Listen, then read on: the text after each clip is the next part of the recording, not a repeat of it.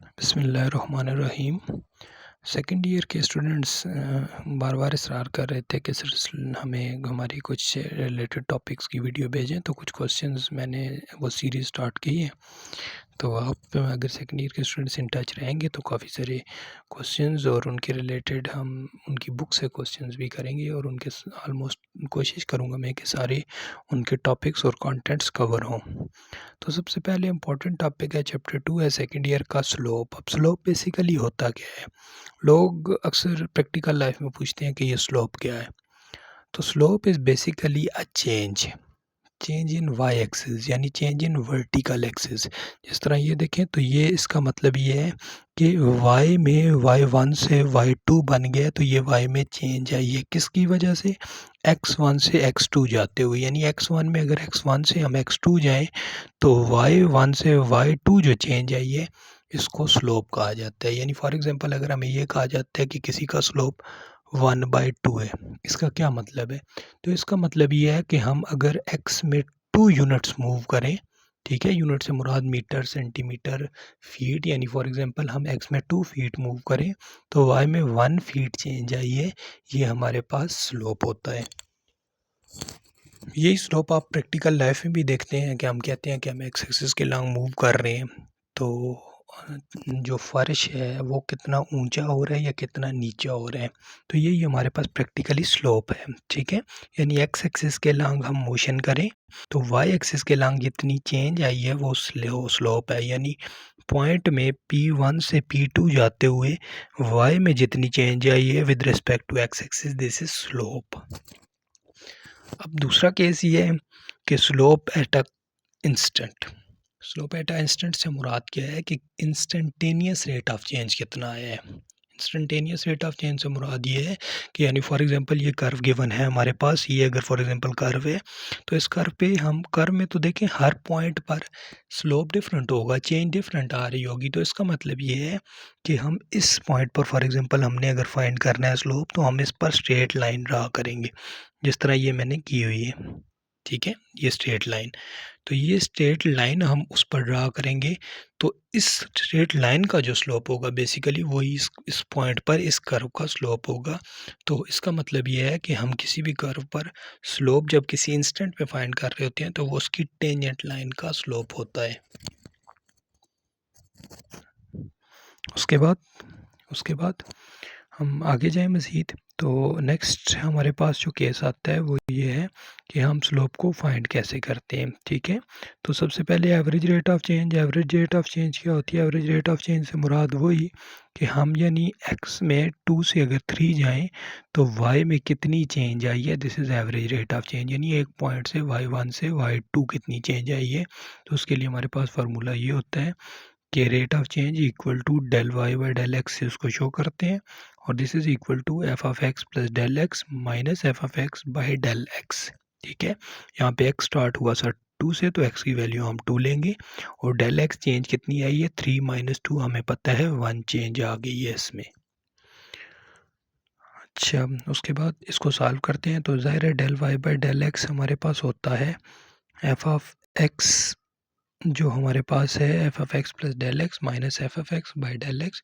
तो यहाँ पे जो एफ ऑफ एक्स की जगह हम एक्स की जगह x plus del x put कर देंगे, तो ये क्या बन जाएगा? एक्स की जगह x plus del x square plus 4, और माइनस एफ ऑफ एक्स की जगह एफ ऑफ एक्स की value divided by del x. ठीक है, तो स्क्वायर ओपन करेंगे तो ये बन जाएगा x square plus del x square plus 2x del x, और ये प्लस 4 अपनी जगह पे, माइनस मल्टीप्लाई होगा तो माइनस एक्स स्क्वायर माइनस 4 हमारे पास ये आ जाएगा। सिमिलरली बाई डेल एक्स अपनी जगह पे आ जाएगा।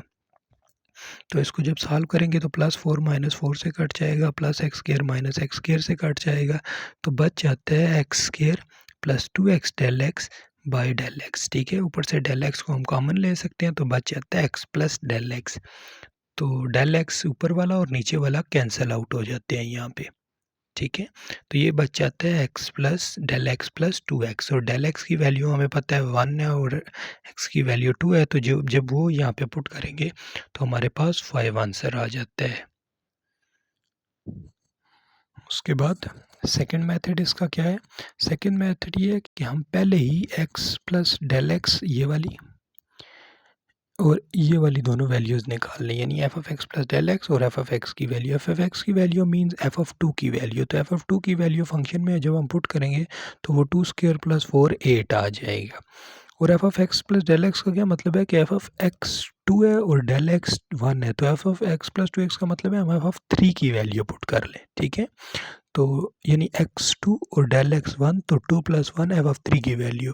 तो एफ ऑफ 3 की वैल्यू 3² 9 और प्लस 4 13 आ जाती है, ठीक है। तो जब हम इसको f of x plus del x में पुट करेंगे, यानी f of x plus del x की वैल्यू जो 13 आई थी हमारे पास और एफ ऑफ एक्स की वैल्यू 8 आई थी, 13 माइनस 8 बाई डेल एक्स की जगह 1 पुट करें तो आंसर 5 आ जाता है। तो एवरेज रेट ऑफ चेंज आप डायरेक्ट इस तरह भी फाइंड कर सकते हैं। दोनों तरीके से आप देख लें कि हमारे पास जो आंसर है ये 5 सेम आ रहा है, ठीक है। उसके बाद नेक्स्ट इससे related question, instantaneous rate of change. मैंने पहले भी बताया था इंस्टेंटेनियस रेट ऑफ चेंज मतलब किसी इंस्टेंट पे। इंस्टेंट से मुराद क्या होती है? इंस्टेंट से मुराद ये होती है, यानी फॉर एग्जांपल x1 ये x2 ये, तो इंस्टेंट से मुराद ये है कि x1 x2 को इतना क्लोज लाया जाए कि ये एक ही पॉइंट आ जाए। एक ही पॉइंट का मतलब ये होता है कि हमारा इनके दरमियान डिस्टेंस ज़ीरो हो जाए, यानी x1 जो है वो भी हमारे पास यही हो और x2 भी यही हो। तो इसका मतलब ये होता है कि जो डेल एक्स है, जो चेंज है वो ज़ीरो हो जाती है, यानी x1 भी वही हो x2 भी वही हो तो आंसर ज़ीरो आ जाता है। तो उसका मतलब होता है इंस्टेंटेनियस चेंज ऑफ रेट, यानी हम उनके दरमियान डेल एक्स को बहुत कम कर रहे होते हैं, यानी हम ख़त्म कर रहे होते हैं। तो इसका मतलब है हम limit del x approaches to zero ले लेते हैं। रूल सेम वही रहेगा इंस्टेंटेनियस रेट ऑफ चेंज में। इसको डेरिवेटिव भी कहा जाता है, डेट इंस्टेंट, ठीक है। D y by d x limit del x approaches to zero del y by del x.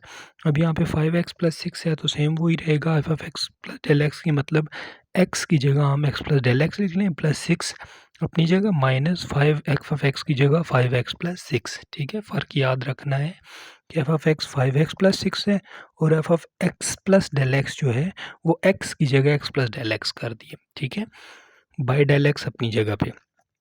उसके बाद जब इसको 5 को मल्टीप्लाई करेंगे तो ये 5x बन जाएगा, 5 डेल एक्स बन जाएगा और ये माइनस 5x, ये माइनस 6। तो अब देखेंगे minus 6 plus 6 minus 5x plus 5x cancel हो जाएंगे, यानी इन शॉर्ट सिर्फ डेल एक्स वाली टर्म्स बचेगी जो कि 5 del x by del x है। और डेल एक्स कैंसिल हो जाते हैं, बच जाते हैं 5। तो लाजमी बात है डेल एक्स नहीं रहा तो फिर डेल एक्स की लिमिट भी हटा दें आप, तो आंसर हमारे पास 5 आ जाता है इस केस में।